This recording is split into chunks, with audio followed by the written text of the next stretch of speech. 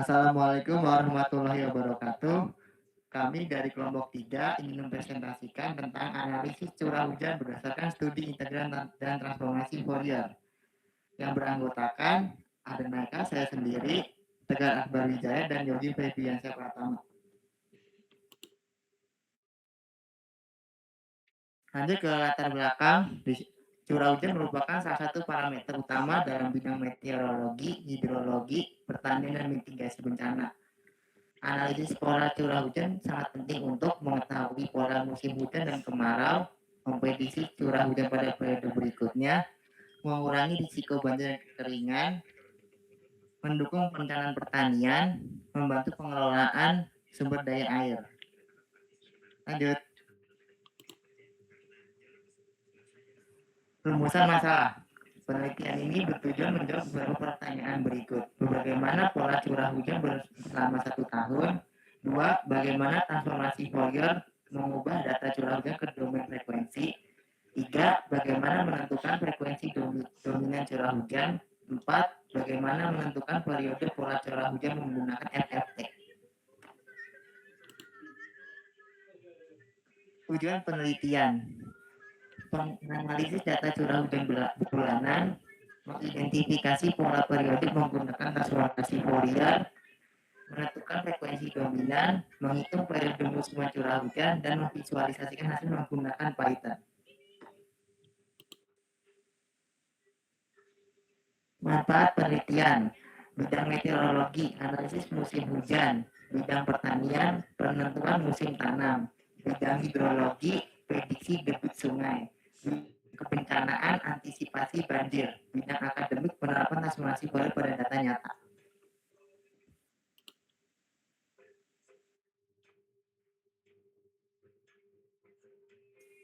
Nah, curah hujan adalah jumlah air hujan yang turun pada suatu wilayah dalam periode waktu tertentu. Nah, dia diukur dalam satuan milimeter dan merupakan salah satu unsur iklim yang penting. Faktor-faktor yang mempengaruhi curah hujan ada kondisi geografis, ada musim, ada angin monsun, ada perubahan iklim, ada El Nino dan La Nina.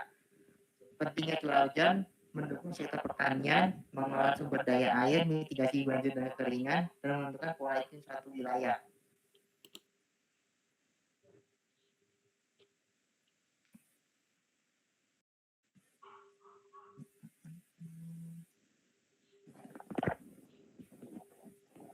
Nah, di sini ada deret waktu atau time series. Nah, time series itu merupakan suatu kumpulan data yang dicatat secara berurutan berdasarkan waktu.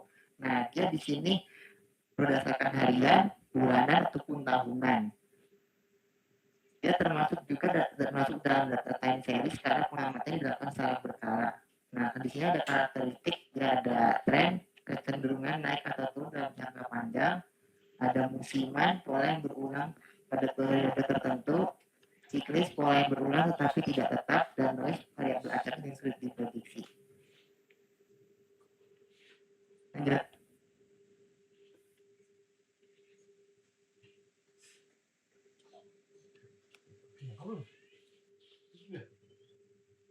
Nah, lanjut ke transformasi Fourier. Transformasi Fourier itu adalah metode matematika yang mengubah sinyal dari domain waktu ke domain frekuensi. Tujuannya adalah mengetahui frekuensi penyusun suatu sinyal. Fungsinya adalah mengetahui frekuensi dominan pada data, mengidentifikasi pola yang berulang, memisahkan sinyal utama dari noise, menganalisis data deret waktu time series. Penerapannya mengidentifikasi siklus musim hujan dan kemarau, mengetahui periode dominan curah hujan, dan membantu analisis dan prediksi pola iklim.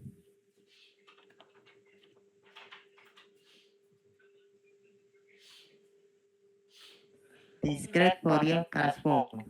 Discrete Fourier Transform adalah metode untuk mengubah data diskret dari domain waktu ke domain frekuensi. DFT digunakan pada data digital yang terdiri dari sejumlah sampel tertentu. Fungsi DFT mengidentifikasi frekuensi yang terdapat dalam data, menentukan frekuensi dominan, menganalisis pola periode pada data deret waktu. Kelebihannya di sini ada cocok untuk data digital dan dapat digunakan untuk berbagai jenis analisis sinyal. Kekurangannya dia membutuhkan waktu komputasi yang cukup besar jika jumlah data banyak. DFT digunakan untuk mengubah data curah hujan menjadi spektrum frekuensi sehingga pola musim dapat dianalisis dengan lebih mudah.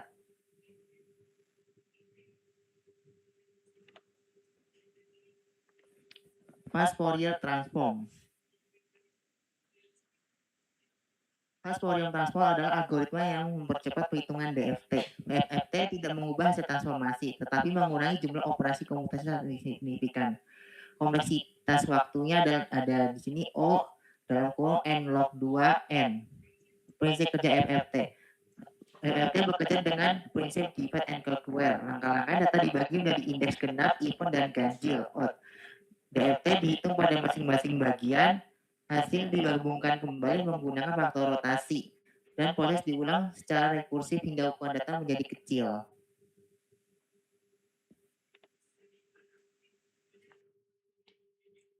Baik, di sini saya lanjutkan oleh Tegar. Jadi pada slide ini dijelaskan tentang spektrum frekuensi, yaitu hasil dari transformasi Fourier yang digunakan untuk melihat frekuensi atau pola yang ada di dalam data. Dengan spektrum frekuensi, kita bisa mengetahui frekuensi dominan yang paling berpengaruh terhadap data curah hujan.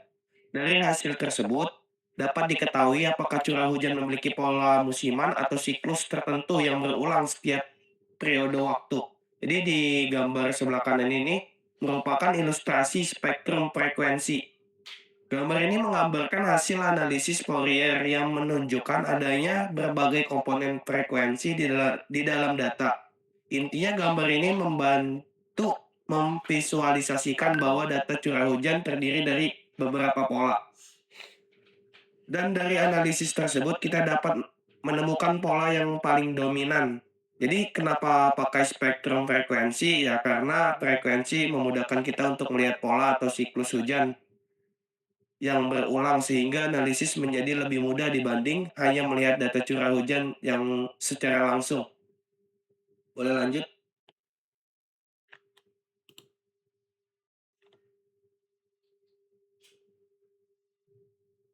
Jadi pada penelitian ini yang di slide 12 digunakan metode penelitian kuantitatif dengan analisis deret waktu atau time series. Data yang dianalisis adalah data curah hujan berdasarkan urutan waktu. Selanjutnya, metode transformasi Fourier digunakan untuk mengubah data dominan waktu ke dominan frekuensi agar pola atau siklus curah hujan berulang dapat diketahui.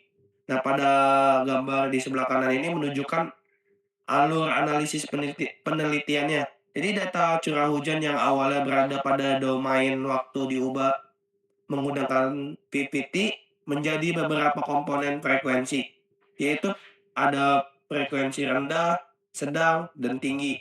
Setelah dianalisis, semua komponen tersebut digabungkan kembali menggunakan inverse PPT, sehingga menghasilkan sinyal yang mendekati data asli. Jadi kenapa memakai penelitian kuantitatif?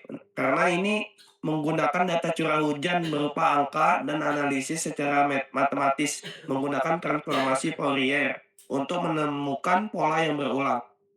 Boleh dilanjut? Jadi di slide 13 ini sumber daya yang digunakan adalah data curah hujan bulanan yang disusun dalam bentuk deret waktu atau time series. Jadi data tersebut kemudian dianalisis menggunakan metode transformasi Fourier untuk mengetahui pola, siklus atau frekuensi dominan yang terdapat pada curah hujan. Jadi kenapa menggunakan bulanan? Ya karena bulanan lebih mudah digunakan untuk melihat perubahan dan pola curah hujan dalam jangka waktu yang panjang, sehingga hasil analisis Fourier menjadi lebih jelas. Boleh dilanjut?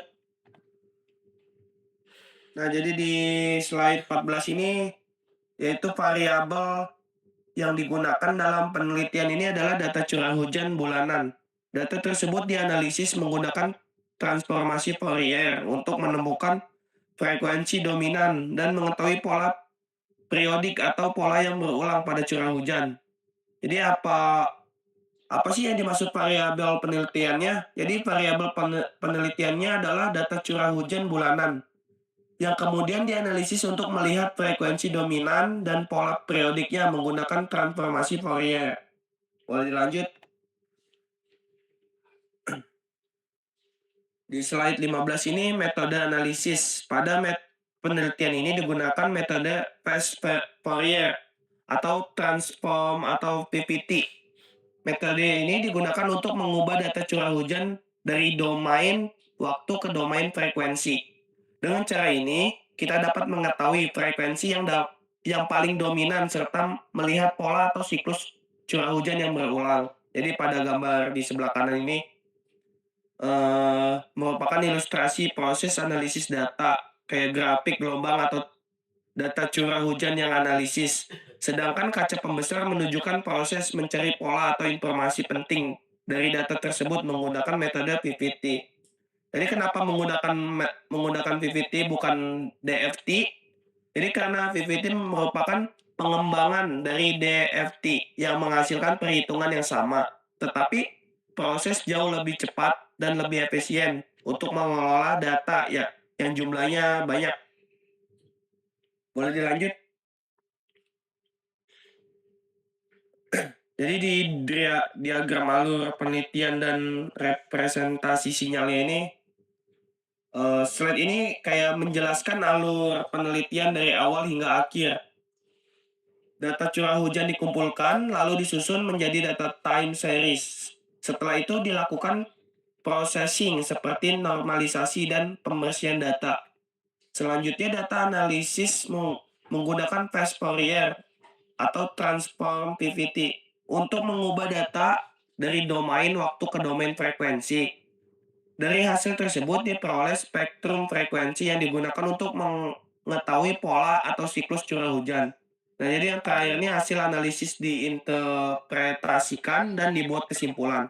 Jadi penjelasan pada gambar yang sebelah kiri ini yaitu menunjukkan tahapan penelitian mulai dari pengumpulan data, processing analisis atau menggunakan PPT, interpretasi hasil, hingga penarikan kesimpulan. Tadi gambar yang sebelah kanannya lagi nih, gambar ini menunjukkan cara kerja PVT. Data curah hujannya dipecah menjadi frekuensi rendah, sedang, data tinggi. Setelah dianalisis, semua komponen tersebut digabungkan kembali menggunakan inverse PVT sehingga menghasilkan sinyal yang hampir sama dengan data curah hujan asli. Jadi kenapa harus direkonstruksi lagi menggunakan EFT? Jadi tujuannya itu untuk memastikan bahwa hasil analisis PPT ini benar dan data yang telah dipecahkan ke dalam komponen frekuensi masih dapat dikembalikan menjadi sinyal yang mendekati data asli. Boleh dilanjut? Dan jadi ini pada hasil PPT yang interpretasi pada periode ke 1 tahun ini, eh, jadi hasil analisisnya ini ditampilkan untuk periode 1 tahun. Hasilnya itu menunjukkan frekuensi dominan sebesar 0,0833 siklus per bulannya, yang setara dengan periode 12 bulan. Artinya, pola curah hujan berulang setiap tahun sekali. Hal ini menunjukkan bahwa curah hujan sangat dipengaruhi oleh pola musim, sehingga musim hujan dan musim kemarau cenderung terjadi pada waktu yang hampir sama setiap tahunnya. Jadi apa arti dari 0,0833 siklus per bulan? Jadi artinya itu dalam 1 bulan hanya terjadi sekitar 0,0833 siklusnya. Jadi dihitung itu 1 dibagi 0,0833 hasilnya sekitar 12 bulan sehingga pola tersebut berulang setiap tahunnya. Boleh dilanjut?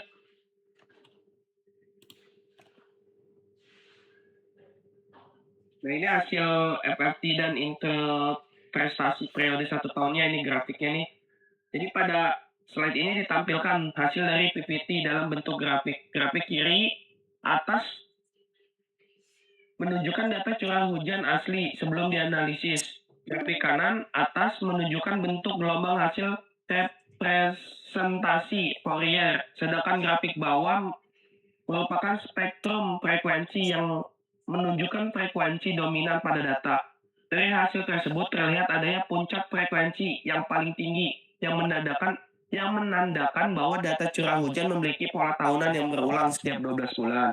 Ini grafik yang kiri ini adalah data curah hujan asli selama 1 tahun. Terlihat curah hujannya berulang dari bulan ke bulan. Jadi yang grafik yang kanan atas ini adalah representasi gelombang menggunakan Fourier yang menunjukkan pola sinyal dari data curah hujan. Ini yang paling bawah ini spektrum frekuensi puncak yang paling tinggi menunjukkan frekuensi dominan. Jadi sehingga disimpulkan bahwa pola curah hujan ini memiliki siklus tahunan. Boleh lanjut ya. Jadi hasil analisis 5 tahun.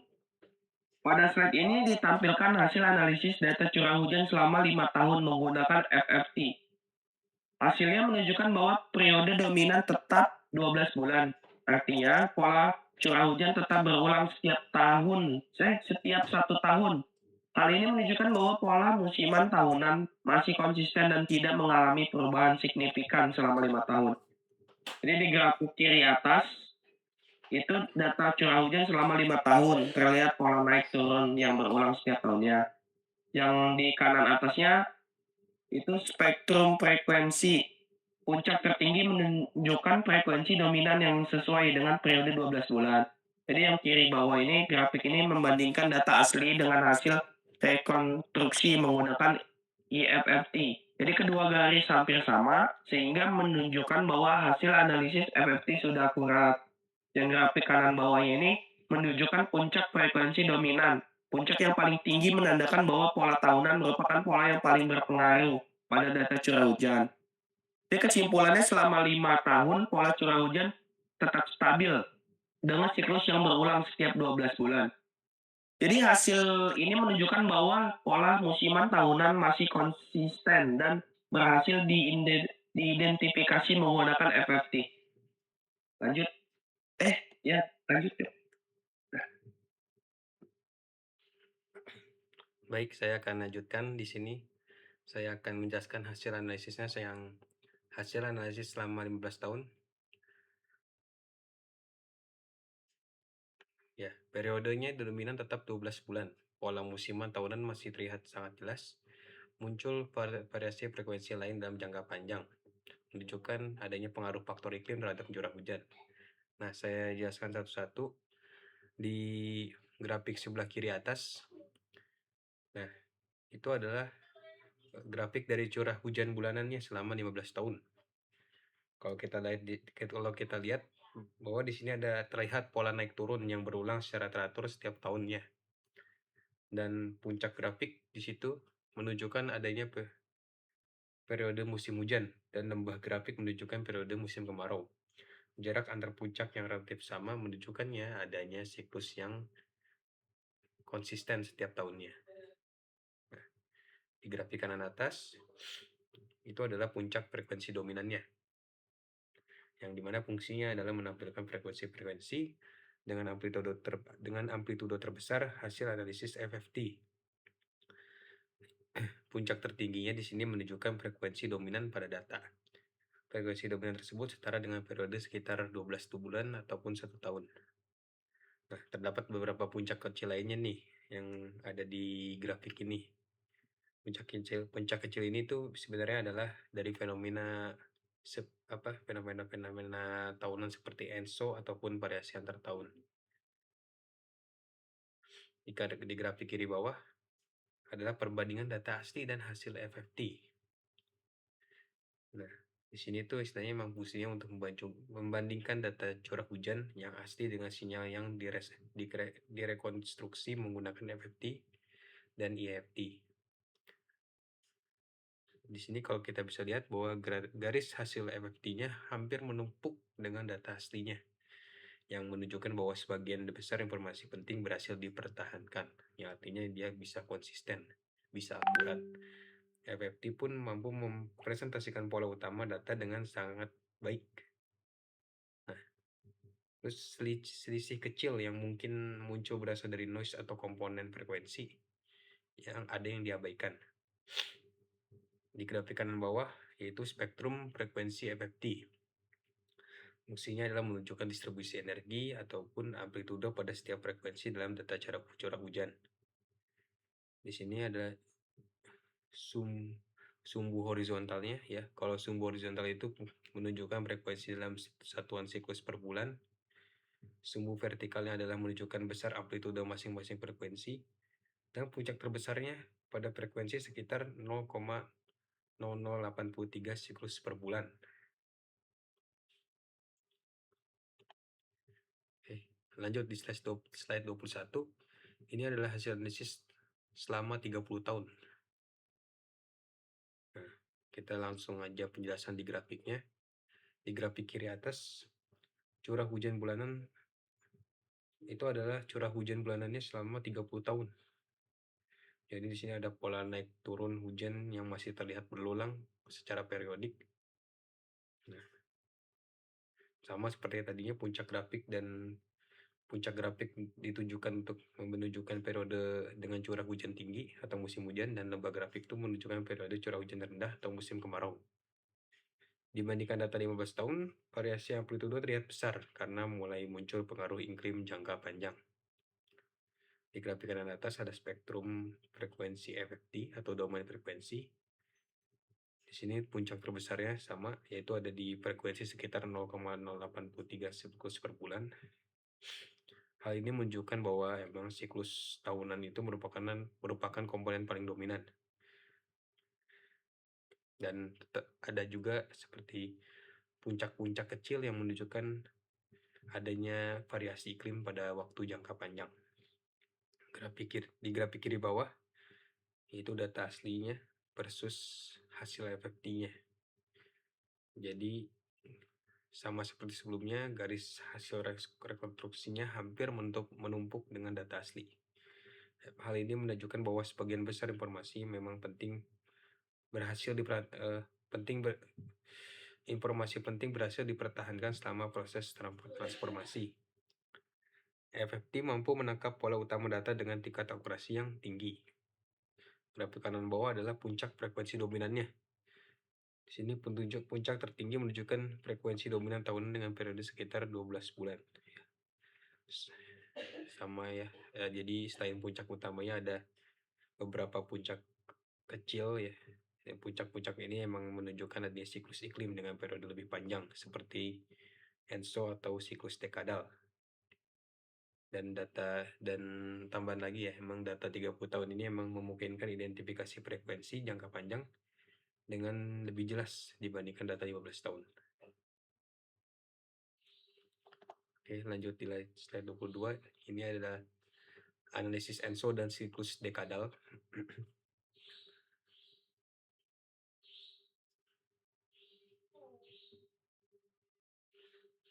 Jadi perlu kita ketahui adalah fenomena ENSO itu adalah El Niño Southern Oscillation, yang artinya dia dapat menyebabkan fenomena yang dapat menyebabkan peningkatan maupun penurunan curah hujan. Siklus dekadal itu adalah fenomena yang memengaruhi perubahan curah hujan dalam waktu jangka panjang. Nah, jadi curah hujan ini bisa dipengaruhi oleh beberapa faktor, yaitu bisa jadi kombinasi dari faktor lokal, musiman, dan global. Dan di sini FFT membantu mengidentifikasi pola tersebut. Rekonstruksi sinyal EFT. Metode inverse phase Fourier transform digunakan untuk mengubah data dari domain frekuensi kembali ke domain waktu. Dan hasil rekonstruksi menunjukkan bentuk sinyal yang hampir identik dengan data asli. Dan perbedaannya antara data asli dan data hasil rekonstruksi ini sangat kecil ya, yang artinya emang menunjukkan bahwa komponen ini tuh dengan metode EFT ini emang menunjukkan bahwa emang frekuensi utama itu tetap bisa dipertahankan. Validasi model itu membandingkan data asli dan hasil rekonstruksi EFT. Dan kalau bisa dibilang tingkat kesesuaian datanya antara tingkat kesesuaian antara kedua data tersebut tuh sangat tinggi atau sangat akurat. Pola dan kenaikan penyaluran hujannya pun dapat direproduksi dengan baik. Hasil analisisnya pun dinilai akurat dan valid. Implikasi penelitian. Implikasi penelitian manfaatnya adalah bisa membantu prediksi pola curah hujan di masa mendatang, mendukung perencanaan sektor pertanian dan penentuan musim tanam, membantu pengelolaan sumber daya air secara lebih efektif, mendukung upaya mitigasi bencana alam seperti banjir dan kekeringan. Kesimpulannya dari presentasi ini adalah bahwa berdasarkan hasil penelitian ya, metode transformasi Fourier dengan metode fast Fourier transform emang efektif digunakan untuk menganalisis data curah hujan. Hasil analisis menunjukkan adanya frekuensi dominan dengan periode sekitar 12 bulan yang mempresentasikan pola musiman tahunan. FFT juga mampu mengidentifikasi variasi frekuensi lain yang berkaitan dengan fenomena iklim global seperti ENSO dan siklus dekadal. Proses rekonstruksi menggunakan IFFT menghasilkan sinyal yang sangat mirip dengan data asli, sehingga membuktikan akurasi metode. Dan hasil penelitian menunjukkan bahwa FFT ini dapat digunakan sebagai alat efektif untuk memahami ilan keputusan di berbagai bidang. Oke.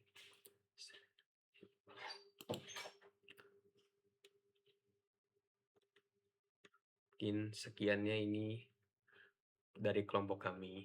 Mohon maaf jika masih ada banyak kekurangan yang mungkin harus diperbaiki di masa mendatang.